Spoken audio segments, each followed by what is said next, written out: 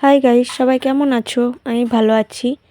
এটা হচ্ছে অঘ্রান মাসের এটা শেষ সংক্রান্তি। তো আজকে হচ্ছে যেটা ছোট পরব বলে আমাদের, এই সময় মানে আজকের দিনে পিঠে করতে হয়, যে কোনো একটা পিঠে।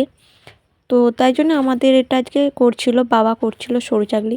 তো বেশিরভাগ পিঠে যখনই করা হয় তখনই মা আর বাবা দুজনাই করে।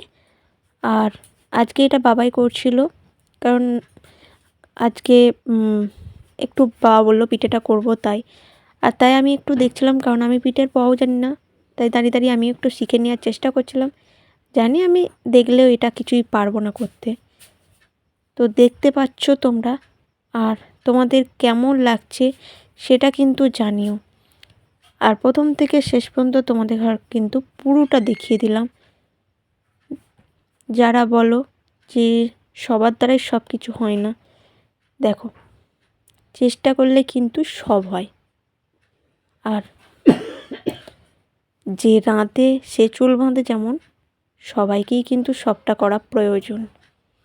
ছেলে বলে যে তারা কিছু করবে না আর মেয়েদের ঘর সব কিছু করতে হবে, এটা কিন্তু নয়।